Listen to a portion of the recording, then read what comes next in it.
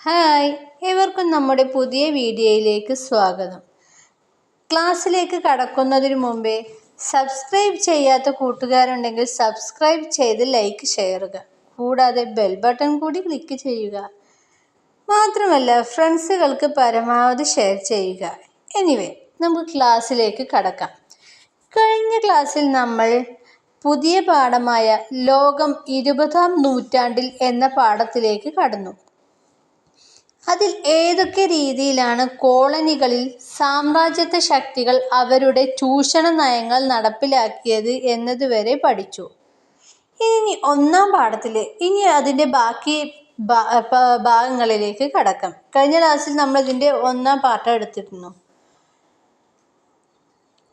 സാമ്രാജ്യത്വ ശക്തികൾ തമ്മിലുള്ള തർക്കങ്ങൾ ലോകരാഷ്ട്രങ്ങളെ ഒരു യുദ്ധത്തിലേക്ക് കൊണ്ടെത്തിച്ചു.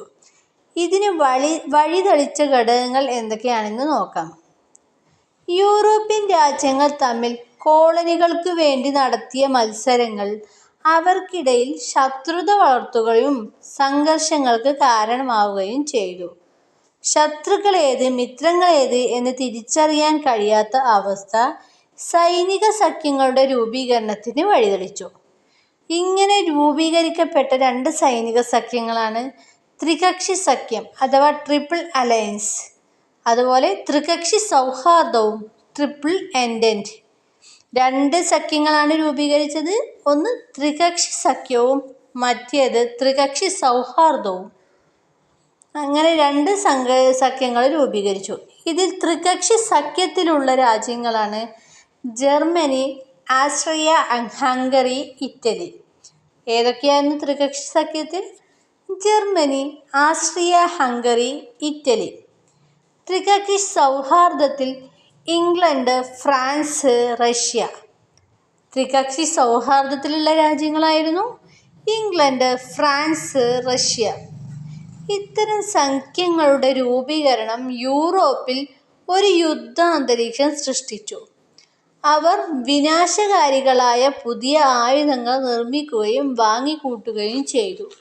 രാജ്യങ്ങൾക്ക് അവരുടെ ശത്രു രാജ്യം ഏത്, അവരുടെ മിത്രരാജ്യം ഏത് എന്ന് മനസ്സിലാക്കാൻ കഴിയാത്തൊരവസ്ഥ വന്നപ്പോൾ അവർ കൂടുതൽ യുദ്ധോപകരണങ്ങൾ വാങ്ങുന്നതിലേക്കും യുദ്ധതന്ത്രങ്ങളിലേക്ക് കൂടുതൽ പണം ചെലവഴിക്കുന്നതിലേക്കും കാര്യങ്ങൾ എത്തിച്ചു.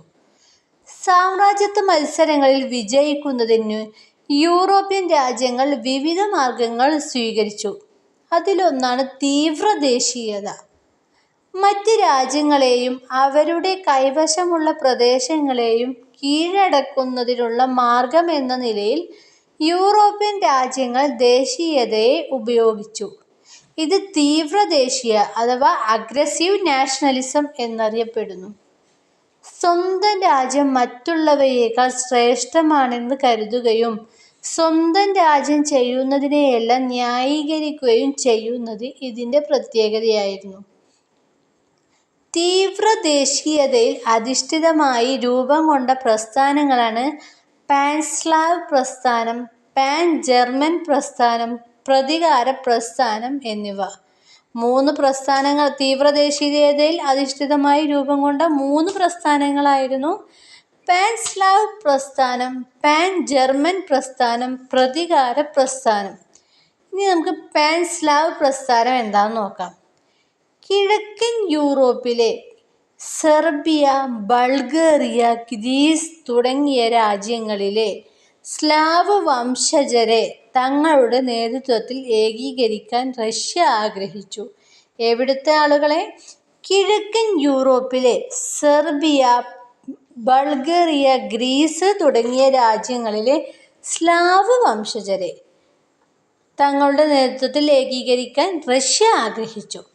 അതിനായി ഈ മേഖലയിൽ റഷ്യൻ സഹായത്തോടെ രൂപീകരിക്കപ്പെട്ട പ്രസ്ഥാനമായിരുന്നു പാൻ സ്ലാവ് പ്രസ്ഥാനം. അടുത്തത് പാൻ ജർമ്മൻ പ്രസ്ഥാനം അഥവാ പാൻ ജർമ്മൻ മൂവ്മെൻറ്റ്. മധ്യ യൂറോപ്പിലും ബാൾക്കൺ മേഖലയിലും സ്വാധീനം ഉറപ്പിക്കുന്നതിനായി ജർമ്മനി കണ്ടെത്തിയ മാർഗം ട്യൂട്ടോണിക് വർഗ്ഗക്കാരെ ഏകോപിപ്പിക്കുക എന്നതായിരുന്നു. അതിനായി ജർമ്മനിയുടെ നേതൃത്വത്തിൽ ആരംഭിച്ചതാണ് പാൻ ജർമ്മൻ പ്രസ്ഥാനം. ഇനി അടുത്തത് പ്രതികാര പ്രസ്ഥാനം അഥവാ റിവെഞ്ച് മൂവ്മെൻറ്റ്. 1871 ജർമ്മനി ഫ്രാൻസിന്റെ പക്കൽ നിന്ന് അൽസൈസ്, ലോറൈൻ എന്നീ പ്രദേശങ്ങൾ കൈവശപ്പെടുത്തി. ഇത് തിരികെ പിടിക്കുന്നതിനായി ഫ്രാൻസിന്റെ നേതൃത്വത്തിൽ ആരംഭിച്ചതാണ് പ്രതികാര പ്രസ്ഥാനം. ഇപ്പം നമ്മൾ 3 പ്രസ്ഥാനങ്ങൾ പഠിച്ചു: പാൻ സ്ലാവ് പ്രസ്ഥാനം, പാൻ ജർമ്മൻ പ്രസ്ഥാനം, പ്രതികാര പ്രസ്ഥാനം. പാൻ സ്ലാവ് പ്രസ്ഥാനം എന്നുള്ളത് കിഴക്കൻ യൂറോപ്പിലെ സെർബിയ, ബൾഗേറിയ, ഗ്രീസ് തുടങ്ങിയ രാജ്യങ്ങളിലെ സ്ലാവ് വംശജരെ തങ്ങളുടെ നേതൃത്വത്തിൽ ഏകീകരിക്കാൻ വേണ്ടി റഷ്യ ആരംഭിച്ച പ്രസ്ഥാനമാണ് പാൻ സ്ലാവ് പ്രസ്ഥാനം. പാൻ ജർമ്മൻ പ്രസ്ഥാനം പറഞ്ഞത് മധ്യ യൂറോപ്പിലും ബാൾക്കൺ മേഖലയിലും സ്വാധീനം ഉറപ്പിക്കുന്നതിനായി ട്യൂട്ടോണിക് വർഗ്ഗക്കാരെ ഏകോപിപ്പിച്ച് ജർമ്മനി ഉണ്ടാക്കിയ പ്രസ്ഥാനമാണ് പാൻ ജർമ്മൻ പ്രസ്ഥാനം. പ്രതികാര പ്രസ്ഥാനം എന്നത് 1871 ജർമ്മനി ഫ്രാൻസിന്റെ പക്കൽ നിന്ന് അൽസൈസ്, ലൊറൈൻ എന്നീ പ്രദേശങ്ങൾ കൈവശപ്പെടുത്തിയിരുന്നു. ഇത് തിരിച്ചു പിടിക്കുന്നതിനായി ഫ്രാൻസിന്റെ നേതൃത്വത്തിൽ ആരംഭിച്ചതാണ് പ്രതികാര പ്രസ്ഥാനം. ഇനി സാമ്രാജ്യത്വ ശക്തികൾ യൂറോപ്യൻ രാജ്യങ്ങളെ ചില പ്രതിസന്ധിയിലേക്ക് നയിച്ചു. അവയിൽ പ്രധാനപ്പെട്ടതാണ് മൊറോക്കൻ പ്രതിസന്ധിയും ബാൾക്കൻ പ്രതിസന്ധിയും. ഈ 2 പ്രതിസന്ധികളും മിക്ക എക്സാമിനും ചോദിക്കാറുണ്ട്. ഇത് വളരെ ഇമ്പോർട്ടൻ്റ് ആണ് കേട്ടോ. മിക്ക എക്സാമിന് ഒരു 3-4 മാർക്കിന്, ഇത് ഒറ്റയ്ക്കായി ചോദിക്കുകയാണെങ്കിൽ 3-4 മാർക്കിന് എന്തായാലും ചോദിക്കാറുണ്ട് മിക്ക സോഷ്യൽ എക്സാമിനും. അപ്പോൾ നമുക്ക് ഫസ്റ്റ് മൊറോക്കൻ പ്രതിസന്ധി എന്താണെന്ന് നോക്കാം. 1904 ബ്രിട്ടനും ഫ്രാൻസും തമ്മിൽ ഒപ്പിട്ട രഹസ്യസന്ധി അനുസരിച്ച് ആഫ്രിക്കൻ രാജ്യമായ മൊറോക്കോയിൽ ഫ്രാൻസിന്റെ ആധിപത്യം ബ്രിട്ടൻ അംഗീകരിച്ചു. എന്നാൽ മൊറോക്കോ കൈവശപ്പെടുത്താൻ ആഗ്രഹിച്ച ജർമ്മനി ഇത് അംഗീകരിച്ചില്ല.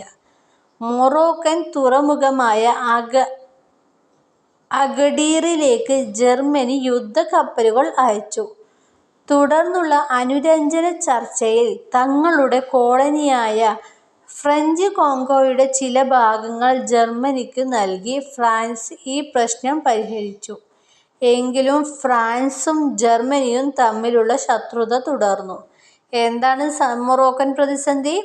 1904 ബ്രിട്ടനും ഫ്രാൻസും തമ്മിൽ ഒപ്പിട്ട രഹസ്യസന്ധി അനുസരിച്ചിട്ട് ആഫ്രിക്കൻ രാജ്യമായ മൊറോക്കോയിൽ ഫ്രാൻസിന്റെ ആധിപത്യം ബ്രിട്ടൻ അംഗീകരിച്ചു. എന്നാൽ മൊറോക്കോന്റെ മേലിൽ ജർമ്മനിക്കൊരു കണ്ണുണ്ടായിരുന്നു. ഒരു കണ്ണുള്ളതും കൊണ്ട് അവർ ഈ സന്ധി അംഗീകരിച്ചില്ല. ജർമ്മനി സന്ധി അംഗീകരിച്ചില്ല. അതിനെ തുടർന്ന് മൊറോക്കൻ തുറമുഖമായ അഗഡീറിലേക്ക് ജർമ്മൻ യുദ്ധക്കപ്പലുകൾ അയച്ചു ജർമ്മനി. തുടർന്ന് അനുരഞ്ജന ചർച്ച നടത്തിയിട്ട് തങ്ങളുടെ കോളനിയായ ഫ്രഞ്ച് കോങ്കോയുടെ ചില ഭാഗങ്ങൾ ജർമ്മനിക്ക് നൽകി ഫ്രാൻസ് ഈ പ്രശ്നം പരിഹരിച്ചു. എങ്കിലും ഫ്രാൻസും ജർമ്മനിയും തമ്മിലുള്ള ശത്രുത തുടർന്നു. അടുത്തത് ബാൾക്കൻ പ്രതിസന്ധി എന്താണെന്ന് നോക്കാം. ഗ്രീസിന് കിഴക്കുള്ള ഈജിയൻ കടലിനും കരിങ്കടലിനും സമീപത്തായാണ് ബാൾക്കൻ മേഖല സ്ഥിതി ചെയ്യുന്നത്. ഇത് ഓട്ടോമൻ തുർക്കികളുടെ സാമ്രാജ്യത്വത്തിന്റെ ഭാഗമായിരുന്നു. 1912 ബാൾക്കൻ സഖ്യം. ഏതൊക്കെയാണ് ബാൾക്കൻ സഖ്യത്തിലെ രാജ്യങ്ങൾ? Serbia, Greece, Montenegro, Bulgaria. Balkan സഖ്യത്തിലെ രാജ്യങ്ങൾ Serbia, Greece, Montenegro, Bulgaria. 1912 Balkan സഖ്യം തുർക്കിയെ പരാജയപ്പെടുത്തി. എന്നാൽ യുദ്ധത്തിന്റെ നേട്ടങ്ങൾ പങ്കിട്ടെടുക്കുന്നതിൽ ബാൾക്കൻ സഖ്യത്തിലെ രാഷ്ട്രങ്ങൾ തമ്മിൽ അഭിപ്രായ വ്യത്യാസം ഉണ്ടായി.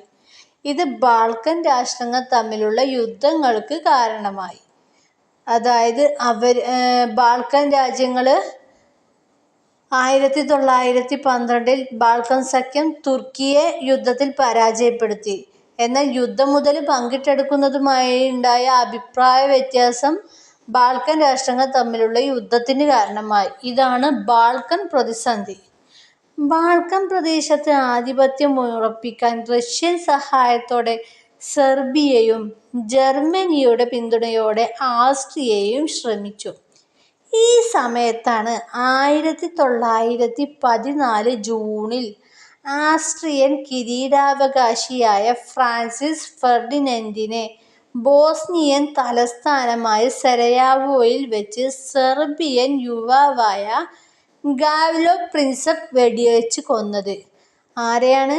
ബാൾക്കൻ പ്രദേശത്ത് ആധിപത്യമുറപ്പിക്കാൻ റഷ്യയുടെ സഹായത്തോടെ സെർബിയയും ജർമ്മനിയുടെ പിന്തുണയോടെ ആസ്ട്രിയയും ശ്രമിച്ചു. ഈ സമയത്ത് 1914 ജൂണിൽ ആസ്ട്രിയയുടെ കിരീടാവകാശിയായ ഫ്രാൻസിസ് ഫെർഡിനൻഡിനെ ബോസ്നിയൻ തലസ്ഥാനമായ സരയാവോയിൽ വെച്ച് സെർബിയൻ യുവാവായ ഗാവ്ലോ പ്രിൻസപ്പ് വെടിവെച്ചു കൊന്നത്. സെർബിയയാണ് ഇതിന് ഉത്തരവാദിയെന്ന് പ്രഖ്യാപിച്ച ആസ്ട്രിയ സെർബിയക്കുമേൽ 1914 ജൂലൈ 28 യുദ്ധം പ്രഖ്യാപിച്ചു. ആസ്ട്രിയ സെർബിയക്കുമേൽ യുദ്ധം പ്രഖ്യാപിച്ച വർഷം 1914 ജൂലൈ 28. തുടർന്ന് ഓരോ സഖ്യരാഷ്ട്രവും തങ്ങളുടെ ചേരിയിലെ രാഷ്ട്രങ്ങളെ സഹായിക്കാനായി മുന്നോട്ടു വന്നു. ലോകത്തെ ചെറുതും വലുതുമായ രാഷ്ട്രങ്ങൾ നേരിട്ടോ അല്ലാതെയോ ഇതിൽ പങ്കാളികളായി. അതിനാൽ ഈ യുദ്ധം ഒന്നാം ലോകയുദ്ധം എന്നറിയപ്പെടുന്നു. അതായത് ഒന്നാം ലോകയുദ്ധം എന്നത് 1914 ജൂണിൽ ആസ്ട്രിയൻ കിരീടാവകാശിയായ ഫ്രാൻസിസ് ഫെർഡിനൻഡിനെ ബോസ്നിയൻ തലസ്ഥാനമായ സരയാവോയിൽ വെച്ച് സെർബിയൻ യുവാവായ ഗാവ്ലോ പ്രിൻസപ്പ് വെടിവെച്ചു കൊന്നു. എന്നാൽ ആസ്ട്രിയയും സെർബിയയും തമ്മിലുള്ള യുദ്ധത്തിൻ്റെ ഇടയിൽ മറ്റ് രാജ്യങ്ങൾ ഈ ആസ്ട്രിയയെയും സെർബിയയെയും സഹായിക്കാനായിട്ട് മുന്നോട്ട് വന്നു. അങ്ങനെ ലോകത്തിലെ ചെറുതും വലുതുമായ എല്ലാ രാഷ്ട്രങ്ങളും നേരിട്ടോ അല്ലാതെയോ ഈ യുദ്ധത്തിൽ പങ്കാളികളായി. അതിനാൽ ഈ യുദ്ധം ഒന്നാം ലോക മഹായുദ്ധം എന്നറിയപ്പെട്ടു. ഈ യുദ്ധത്തിൻ്റെ ഒന്നാം ലോക മഹായുദ്ധത്തിൻ്റെ ഫലങ്ങളാണ്: ഒന്നാം ലോക മഹായുദ്ധം 1918 അവസാനിച്ചു. ഇതിൻ്റെ പ്രത്യാഘാതങ്ങൾ ലോകം മുഴുവൻ അനുഭവപ്പെട്ടു. കാരണം എല്ലാ രാജ്യങ്ങളും ഇതിൽ നേരിട്ടോ പ്രത്യക്ഷമായോ പരോക്ഷമായോ ഈ ഒന്നാം ലോക മഹായുദ്ധത്തിൽ പങ്കാളികളായിരുന്നു. അതിൻ്റെ പ്രത്യാഘാതങ്ങളാണ്: 1. ദശലക്ഷക്കണക്കിന് ജനങ്ങൾക്ക് ജീവഹാനി സംഭവിക്കുകയും പരിക്കേൽക്കുകയും ചെയ്തു. 2. കൃഷി, വ്യവസായം, വാർത്താവിനിമയം തുടങ്ങിയ മേഖലകൾ തകർന്നു. 3. ദാരിദ്ര്യം, തൊഴിലില്ലായ്മ, നാണയപ്പെരുപ്പം എന്നിവ വർദ്ധിച്ചു. 4. യൂറോപ്പിൻ്റെ സാമ്പത്തിക മേധാവിത്വം ദുർബലമായി. 5. ഏഷ്യയിലെയും ആഫ്രിക്കയിലെയും സ്വാതന്ത്ര്യ സമരങ്ങൾ ശക്തിപ്പെട്ടു. 6. ലോകസമാധാനം സംരക്ഷിക്കുന്നതിനായി സർവ്വരാഷ്ട്ര സഖ്യം അഥവാ ലീഗ് ഓഫ് നേഷൻസ് എന്ന സംഘടന രൂപം കൊണ്ടു. ഈ യുദ്ധം ഒന്നാം ലോക യുദ്ധത്തിൻ്റെ ഫ്രഞ്ച് തടവുകാരുടെ കഥ പറയുന്ന ചലച്ചിത്രമാണ് ഡാങ് റെംബായുടെ ഗ്രാൻഡ് ഇല്യൂഷൻ. യുദ്ധങ്ങളെക്കുറിച്ചുള്ള ഏറ്റവും മികച്ച ചലച്ചിത്രങ്ങളിലൊന്നാണിത്. ഗ്രാൻഡ് ഇല്യൂഷൻ്റെ പ്രിന്റുകൾ നാസികൾ നശിപ്പിച്ചുവെങ്കിലും പിന്നീട് അവ കണ്ടെടുക്കപ്പെട്ടു. ലെവിസ് മെൻസ്റ്റോൺ സംവിധാനം ചെയ്ത all quiet on the western front, Stanley കുബ്രിക്കിൻ്റെ പാത്ത് ഓഫ് ഗ്ലോറി എന്നീ ചലച്ചിത്രങ്ങളും ഒന്നാം ലോക യുദ്ധത്തിൻ്റെ ദൃശ്യാവിഷ്കാരങ്ങളാണ്. ഇനി ഒന്നാം ലോകയുദ്ധം നടന്നുകൊണ്ടിരിക്കുമ്പോൾ അതിൻ്റെ സമാധാന ശ്രമങ്ങൾ നടന്നിട്ടുണ്ട്. ഒന്നാം ലോക യുദ്ധത്തിൽ വിജയിച്ച ബ്രിട്ടൻ്റെയും ഫ്രാൻസിൻ്റെയും നേതൃത്വത്തിലുള്ള സഖ്യം 1919 പാരീസിൽ നടന്ന സമാധാന സമ്മേളനത്തിൽ വെച്ച് യുദ്ധാനന്തര ലോകത്തിൻ്റെ ഭാവി കാര്യങ്ങൾ ചർച്ച ചെയ്തു. പരാജയപ്പെട്ട രാഷ്ട്രങ്ങളുമായി അവർ വെവ്വേറെ സന്ധികൾ ഒപ്പിട്ടു.